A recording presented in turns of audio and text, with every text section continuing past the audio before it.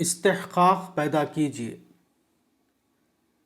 M اے Khan higher secondary کے امتحان میں اچھے نمبر سے پاس ہوئے تھے، مگر کسی وجہ سے وہ بروقت آگے داخلہ نہ لے سکے، یہاں تک کہ اکتوبر کا مہینہ آ گیا۔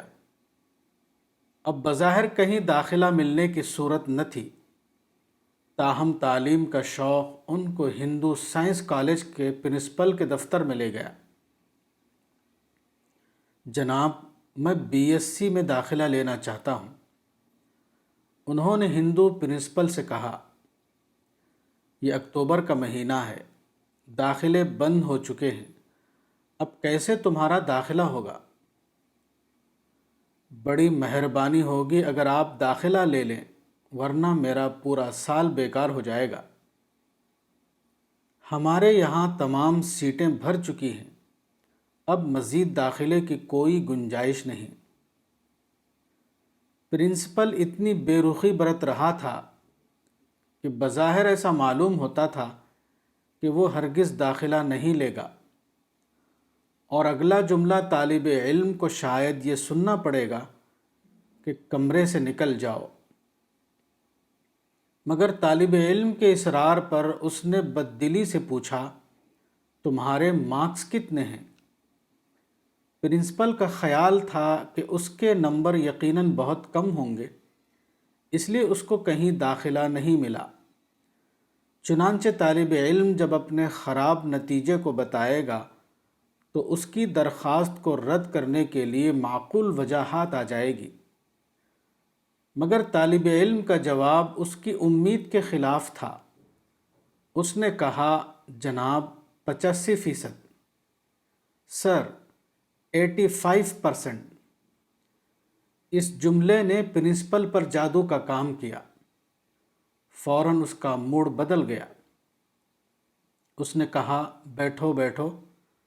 اس کے بعد اس نے طالب علم کے کاغذات دیکھے، اور جب کاغذات نے تصدیق کر دی کہ واقعی وہ 85% نمبروں سے پاس ہوا ہے، تو اسی وقت اس نے پچھلی تاریخ میں درخواست لکھوائی۔ اس نے ایم اے خان کو نہ صرف تاخیر کے باوجود اپنے کالج میں داخل کر لیا، بلکہ کوشش کر کے ان کو ایک وظیفہ بھی دلوایا۔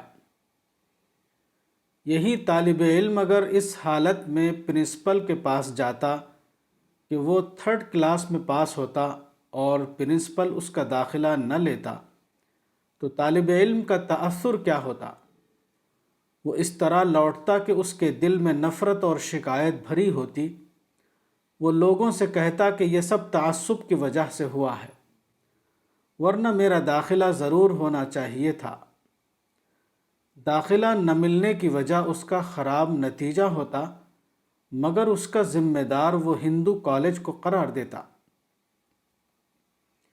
ماحول کا رد عمل اکثر خود ہماری حالت کا نتیجہ ہوتا ہے، مگر ہم اس کو ماحول کی طرف منسوب کر دیتے ہیں تاکہ اپنے آپ کو بری الذمہ ثابت کر سکیں۔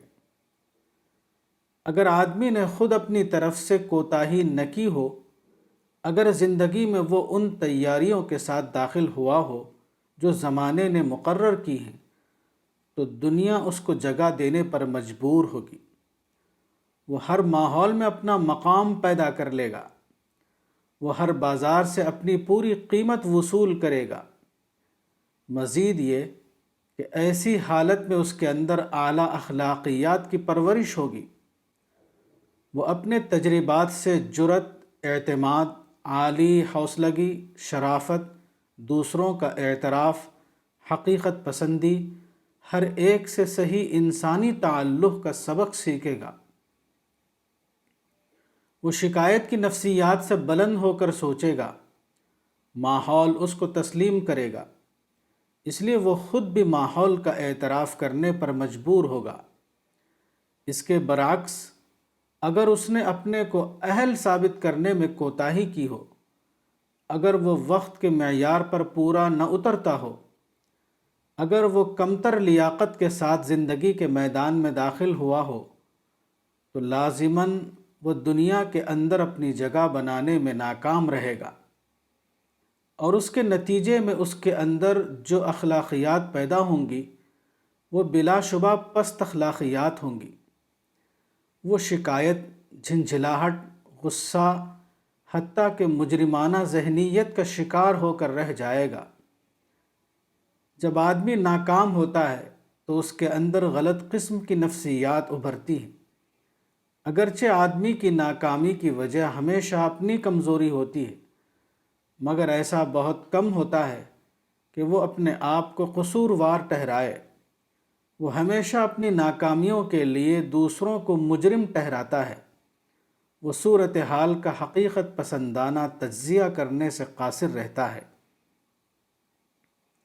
کمتر تیاری آدمی کو بیک وقت دو قسم کے نقصانات کا تحفہ دیتی ہے: اپنے لیے بیجا طور پر ناکامی اور دوسروں کے بارے میں بیجا طور پر شکایت۔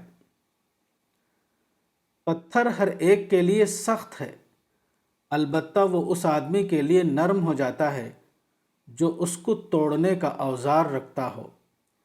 یہی صورت ہر معاملے میں پیش آتی ہے۔ اگر آپ لیاقت اور اہلیت کے ساتھ زندگی کے میدان میں داخل ہوئے ہوں تو آپ اپنی واقعی حیثیت سے بھی زیادہ حق اپنے لیے وصول کر سکتے ہیں۔ وقت گزرنے کے بعد بھی ایک اجنبی کالج میں آپ کا داخلہ ہو سکتا ہے، لیکن اگر لیاقت اور اہلیت کے بغیر آپ نے زندگی کے میدان میں قدم رکھا ہے تو آپ کو اپنا واقعی حق بھی نہیں مل سکتا۔ گیس نیچے نہیں سماتی تو اوپر اٹھ کر اپنے لیے جگہ حاصل کرتی ہے۔ پانی کو اونچائی آگے بڑھنے نہیں دیتی تو وہ نشیب کی طرف سے اپنا راستہ بنا لیتا ہے۔ درخت سطح کے اوپر قائم نہیں ہو سکتا تو وہ زمین پھاڑ کر اس سے اپنے لیے زندگی کا حق وصول کر لیتا ہے۔ یہ طریقہ جو غیر انسانی دنیا میں خدا نے اپنے براہ راست انتظام کے تحت قائم کر رکھا ہے، وہی انسان کو بھی اپنے حالات کے اعتبار سے اختیار کرنا ہے۔ ہر آدمی جو دنیا میں اپنے آپ کو کامیاب دیکھنا چاہتا ہو، اس کو سب سے پہلے اپنے اندر کامیابی کا استحقاق پیدا کرنا چاہیے۔ اس کو چاہیے کہ وہ اپنے آپ کو جانے اور پھر اپنے حالات کو سمجھے، اپنی قوتوں کو صحیح ڈھنگ سے منظم کرے۔